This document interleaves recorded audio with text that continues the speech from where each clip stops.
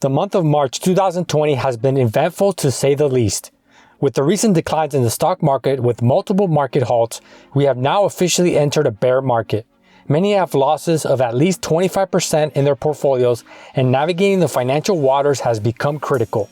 In this video, I'll discuss different tips and techniques savvy investors use to navigate these troublesome waters while continuing to build wealth with consistency and success by using the simple strategies outlined in this video.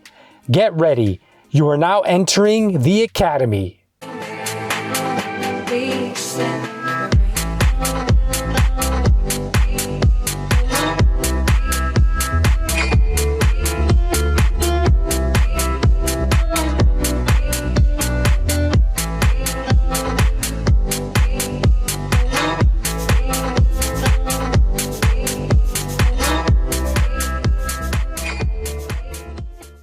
Now that we're officially well into bear market territory, the question is, how do you invest while you're in a bear market? The Dow Jones Industrial Average dropped into bear territory on Wednesday, March 11, 2020, while the S&P 500 and Nasdaq followed suit the following trading day, with the biggest drop in the stock market since the 1987 market crash. For those that are not familiar, a bear market is a decline of 20% or more in one of the major stock indices. This is more severe than a stock market correction, which is a market decline from 10% to 20%. As an investor, you don't necessarily care if your portfolio drops by around 20% or if it's just under 20%. The point is that we are now in a bear market, and it's been a while since we've been in one. The last one was during the 2008 financial crisis. For some, it's the first bear market you are beginning to experience as an investor. But even if you're a market veteran, this bear market, which is being fueled by a global pandemic, has been one of the most volatile in recent history. It's the fastest bear market in history as measured by the length of time it took the market to fall from new all-time highs to official bear market territory. It took the Dow Industrials just 20 days to drop into bear market territory, and the S&P 500 and Nasdaq just 21 days. The current bear market is young, and we don't know how long it will last or how bad the losses will be. Given its record speed thus far, it wouldn't be surprising if the recovery were equally as fast. But at this stage, there's no real way to know how long it will be. But we can use history and numbers as a guide. According to data compiled by Dow Jones, the median number of days between the S&P 500 hitting its peak and hitting its eventual low was 187 days. And the median time from entering a bear market to hitting its eventual low was 71 days. The median loss in each bear market was 32.9%. Those are just averages, of course. Some bear markets are quicker, some drag out much longer. Some barely qualify as bear markets, falling just more than 20%, while others drop much further. For example, the bear market triggered by the 2008 financial crisis saw the S&P 500 lose 51.9% of its value, and the 1973-1974 bear market wasn't far behind it, shedding 48.2%. But the bear markets of the 1950s and 1960s saw declines of just 21.6% and 22.5% respectively. The current bear market has the S&P 500 down about 29%, or about 9 percentage points above the median decline. There's no good historical precedent here. The current coronavirus scare has been linked to the Spanish flu of 1918, but for what it was worth, the Dow Industrials only dropped about 11% during the worst of the flu scare. We've seen a lot of records broken in this bear market. The 4 largest down days in terms of daily point losses on the S&P 500 have all happened since February 27th. Yet interestingly, the 4 largest up days have all happened during the same period too. Looking at percentages gives us slightly different numbers. There were numerous days during the pit of the 1930s Great Depression that saw bigger daily moves both up and down, and there was the 1987 market crash that saw the S&P 500 drop more than 20%. But there is a theme here. Volatility spikes during a bear market, whipsawing stocks both up and down. On Thursday, March 12th, the S&P 500 sustained its worst drop since 1987, only to be followed by one of the greatest one-day jumps in history just a day later. Under normal circumstances, that's extremely unusual. Under these circumstances, you should expect more of the same. All of the top 10 biggest daily gains in index history took place during bear markets. Why, you may ask? It's easy to understand why the biggest down days happen during bear markets. Investors panic and rush to sell, and buyers disappear. The market gets illiquid and prices drop like a rock. But similar dynamics play out on the upside. Short sellers have to eventually close out their short positions, which means they have to buy. And as liquidity tends to dry up, this buying can cause the market to jump in a hurry.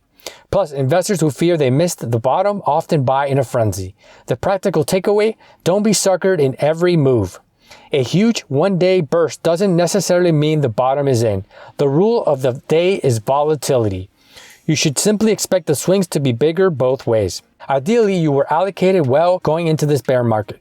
If you had your portfolio diversified across stocks, bonds, real estate, and other asset classes, you likely have nothing to worry about as far as your portfolio's balance is concerned. Unfortunately, after a long 11-year bull market, many investors were over-allocated to stocks and now have some difficult decisions to make.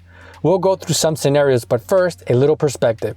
If you were invested mostly in index mutual funds or ETFs, your losses haven't been catastrophic just yet. Yes, a 25% loss is painful and scary, but this takes the S&P 500 back to roughly December 2018 levels.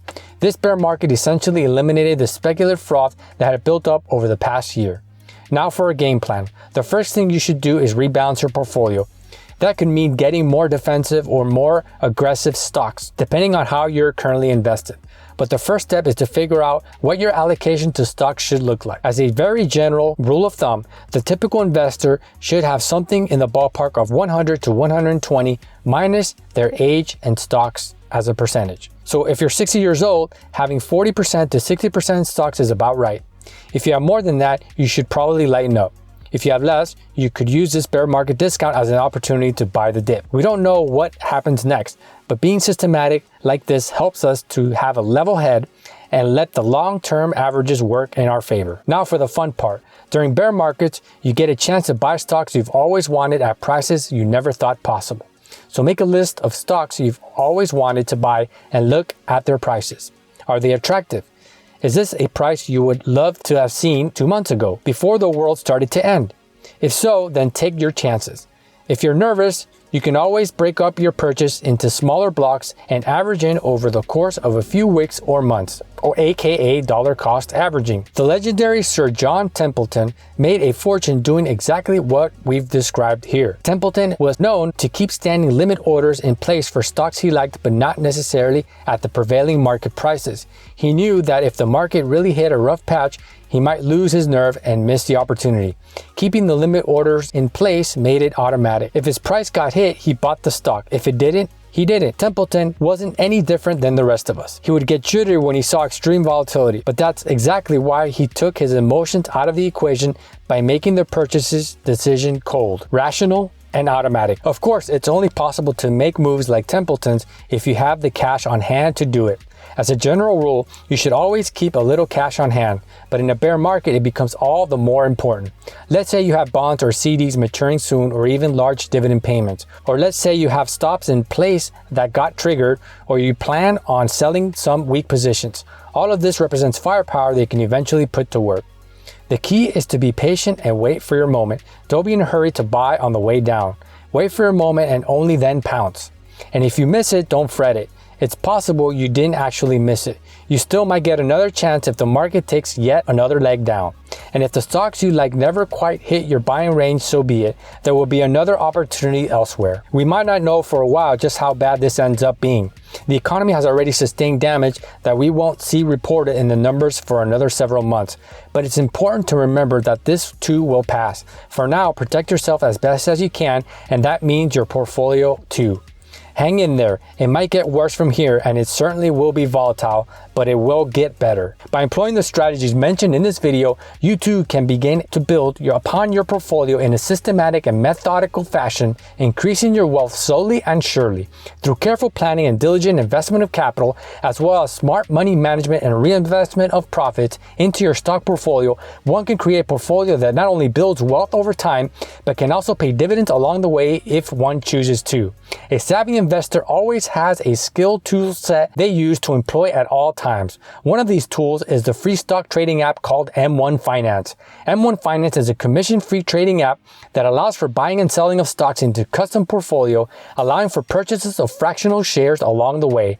So now, no stock is out of reach for an investor, allowing you to purchase Amazon stock, for example, for as little as $1. Be sure to check out the links in the description to download the M1 Finance stock trading app and start taking advantage of this bear market to average into your positions using the methods mentioned in this video. Thank you for watching this video. If you enjoyed watching, don't forget to smash the like button. It will really help out the YouTube algorithm in bringing you more wealth creation strategy videos. And if you haven't done so already, be sure to subscribe to the 10X Academy. And don't forget to turn on the notification bell to be alerted on more passive income strategy videos. This is the 10X Academy.